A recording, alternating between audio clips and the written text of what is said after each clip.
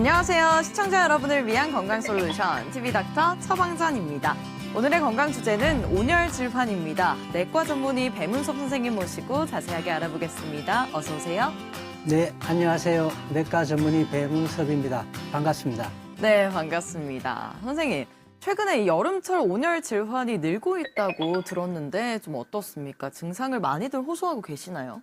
네, 2024년 질병관리청의 온열질환 응급실 감시체계 자료에 따르면 여름철 온열질환으로 응급실을 찾은 환자 수가 3,704명으로 전년 대비 31.4%가 증가했습니다. 네. 특히 2024년에는 사망자 수도 전년 대비 6.3% 증가하여 총 34명이 사망을 했다고 전해졌는데요. 추정 사망자는 29.4%가 80대 이상이고 추정 사인은 주로 열사병이었습니다. 연령별로는 50대에서 19.3%로 가장 높게 나타났으며 65세 이상 노년층이 전체 환자의 30.4%를 차지하였습니다. 그렇군요. 사망까지 이를 수 있는 이 온열 질환, 어떤 질환인지 또 이를 발생시키는 원인이 무엇인지 궁금해지는데요. 네, 온열 질환은 우리 몸이 외부 높은 온도에 적절히 대처하지 못하면서 발생하는 질병입니다. 땀을 많이 흘려 체내 수분과 염분이 과도하게 소실되어 발생하기도 하며 몸속에 열을 배출하는 체온 조절 기능이 마비되어 발생하기도 합니다. 최근 지구온난화와 이상기후 현상이 지속되면서 여름철 폭염의 강도와 빈도가 증가하고 있는데요. 네. 이에 따라 고온 환경에서 발생하는 온열 질환의 위험성이 크게 증가하고 있습니다. 날이 갈수록 더 많은 온열 질환 환자가 발생할 것 같습니다. 그렇다면 선생님, 이 온열 질환에도 종류가 있을까요? 온열 질환의 종류는 크게 일사병이라 불리는 열탈진, 그리고 열사병, 열경련, 열실신을 들 수 있습니다. 온열 질환 중 가장 많이 발생한 질환은 바로 열탈진이며 그 다음으로 열사병, 열경련, 열실신 순이었습니다. 많은 분들이 잘 알고 있는 이 온열 질환이 바로 열탈진과 열사병인 것 같은데 이 두 질환 어떤 차이가 있을까요? 열탈진, 일명 일사병은 주로 두통, 어지러움 증상과 구역 및 구토 증상을 호소합니다. 땀을 많이 흘리며 피부가 창백해집니다. 그리고 맥박이 빨라지며 근력이 떨어지거나 근육 경련이 발생할 수 있습니다. 체온이 37도에서 40도 사이로 상승하지만 의식 변화나 선망, 경련 등의 소견은 없습니다.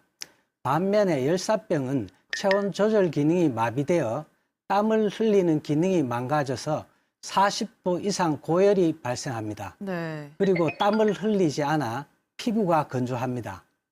의식 변화, 선망, 경련 등의 중추신경계 이상 소견이 나타날 수 있고요. 중추신경계 이상과 더불어 신장이나 간 등의 장기 기능 손상, 쇼크 증상이 함께 나타날 수도 있어 주의해야 합니다. 일사병이 심해지면 열사병으로 진행할 수 있습니다. 네, 갈수록 지구가 뜨거워지는 탓에 우리는 온열 질환을 피할 수가 없을 텐데요. 다음과 같은 증상이 지속되고 야외 활동에 어려움을 겪는 분들은 온열 질환 의심해 보시고 내과에 방문해서 검진 받아보시길 바라겠습니다. 똑똑쌤 도와주세요. TV닥터 처방전, 지금부터는 개인 맞춤형 처방전을 받아보도록 하겠습니다. 첫 번째 사례자부터 만나볼게요. 안녕하세요. 제가 정말 못 살겠어요. 30도까지 올라가는 날에 굳이 이 축구를 해야겠다는 아들 때문에 너무너무 걱정이 되거든요. 결국에는 더위 먹고 며칠째 알아 누워있는 상태입니다. 머리도 아프고 구토도 하고 아무래도 일사병인 것 같아요.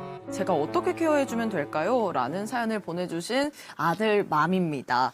아무래도 열탈진, 일사병에 걸린 것 같다고 하셨는데 이렇다면 어떤 치료가 이루어지는 걸까요? 열탈진이 의심되면 즉시 그늘이나 에어컨 있는 실내 등 서늘한 곳으로 이동해야 합니다. 네. 의복은 느슨하게 하고 다리는 심장보다 높게 누운 자세로 안정을 취하게 합니다. 시원한 물이나 전해질 음료를 조금씩 천천히 마시게 합니다. 찬물로 적신 수건으로 닦아주거나 부채나 선풍기로 시원하게 합니다.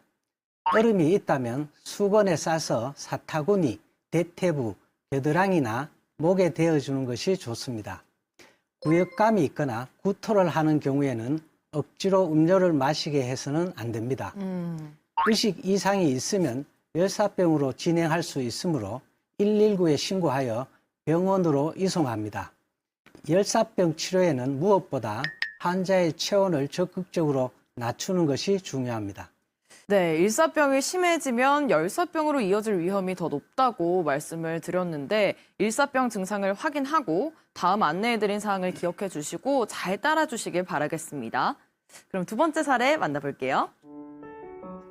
안녕하세요. 8월 여름 휴가로 제주도에 갈 계획인데요. 70대 부모님을 모시고 갈 거라서 조금 걱정이 돼요. 특히나 아버지께서 당뇨를 앓고 계시는데 더위에 취약하신 편이거든요.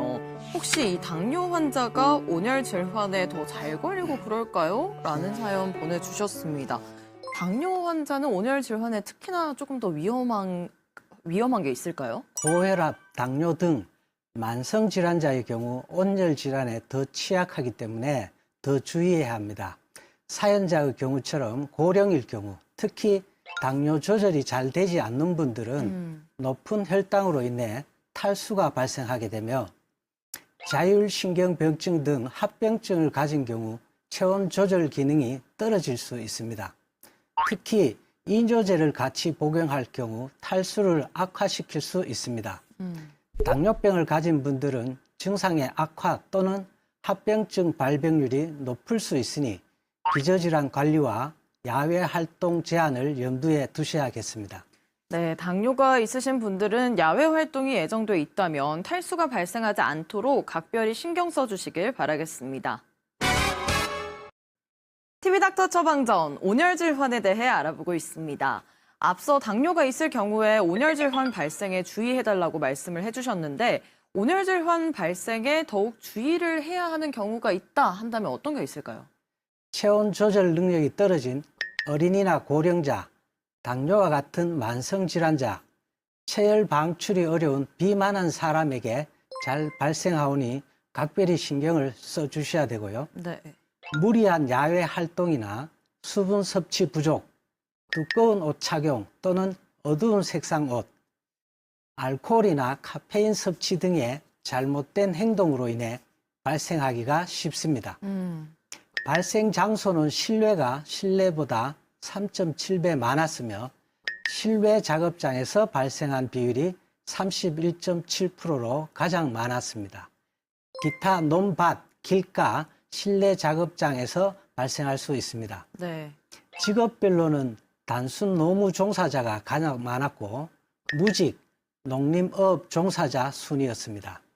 구체적으로는 군인들, 건설 현장 작업자들, 운동선수, 비닐하우스에서 일하는 어르신들 등을 예로 들 수 있겠습니다. 더욱 각별히 주의를 해주시길 당부드립니다. 그렇다면 이 온열 질환을 예방하기 위해서 어떤 부분을 주의하는 게 좋을까요? 고온의 환경에 노출되기 전에 충분한 수분을 섭취해야 하며 특히 땀을 많이 흘린 후에 이온 음료로 전해질을 보충해 주는 것이 좋습니다. 네.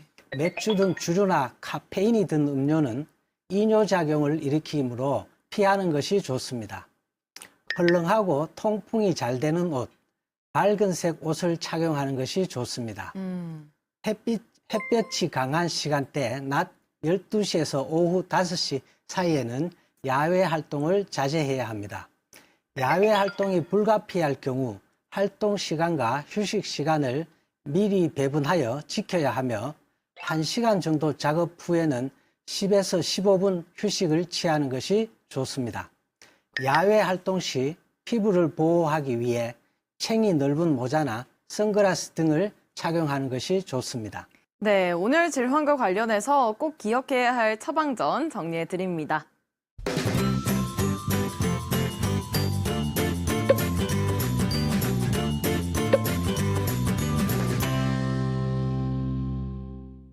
네, TV닥터 처방전 오늘은 온열 질환에 대해 알아봤습니다. 선생님 마지막으로 정리 한 말씀 부탁드릴게요. 온열 질환은 예방이 가능한 질환이므로 첫째, 물 자주 마시기, 둘째, 시원하게 지내기, 셋째, 더운 시간에 활동 자제하기 등 폭염 대비 건강 수칙 3가지를 꼭 지켜주시기 바랍니다. 알겠습니다. 3가지 꼭 지켜보도록 하겠습니다. 오늘 말씀 고맙습니다. 저희는 다음 주 이 시간에 더욱 알차고 유익한 처방전 가지고 다시 돌아오겠습니다. 오늘 하루 더 행복하고 더 건강하세요.